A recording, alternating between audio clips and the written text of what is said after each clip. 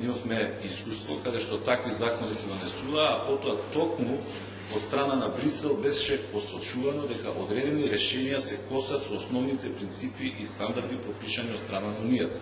Ќе давам само еден пример. Измените во законот за енергетиката, кои што се случија, уште во периодот кога јас бев председател на државата, ако се сеќавате, тоа беше закон чиј указ не го подпишав.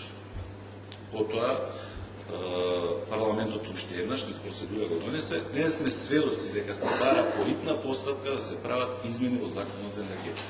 Значи, повторам, не се работи за тоа само да се донесат законите, туку со кој квалитет тие закони ќе бидат.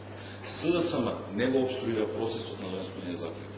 СДСМ само инсистира во тие закони да има квалитетни решенија.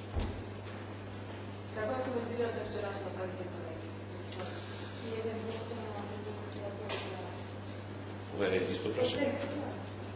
Значи, резултатите од секоја анкета ги почитувам и ги сметам како релевантни за расположението на граѓаните. Меѓутоа, во однос на Социјалдемократскиот сојуз, сакам јасно да соопштам дека ние се наоѓаме на самиот почеток, во првата фаза од процесот на консолидирање на партијата. На 9-тиот конгрес јас изјавив во моето обраќање дека ние сме свесни дека нашата партија се наоѓа во една долготрајна и сериозна криза. И дека треба многу работа и време да се надмине таа криза.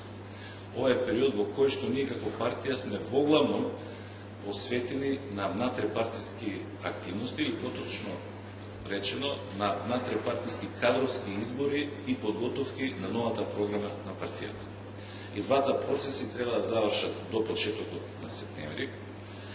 Или со други зборови, таму негде од средината на септември СДСМ ќе биде според планот и според динамиката што имаме зацртано, целосно подготвена како политичка партија да излезе пред граѓаните со новата кадровска екипа, со новата програма и со новите методи на функционирање. Од тука за нас клучно е што ќе покажат анкетите негде после 15 септември.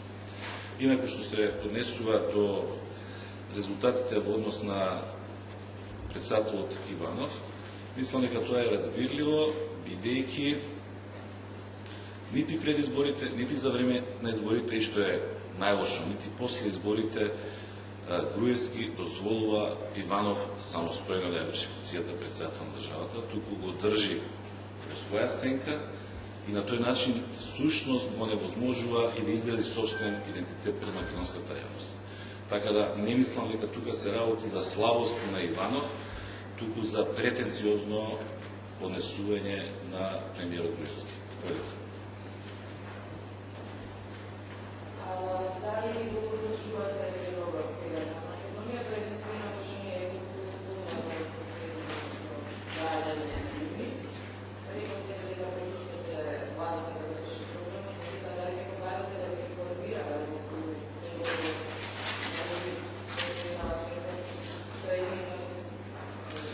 Чувака, јас предмалку во ведното враќање реков дека ова е наистина сензитивен период од преговарачкиот процес. Дека ние како опозиција ќе се воздржиме од давање на наши коментари или оценки на некои конкретни решенија. И реков и зошто. Не сакаме да наштетиме на процесот, ниту пак сакаме да му дадеме повод на Груевски да не обвинува дека ја рушиме преговарачката позиција на Република Македонија. Едно е јасно. Решение заедно прифатливо за двете страни.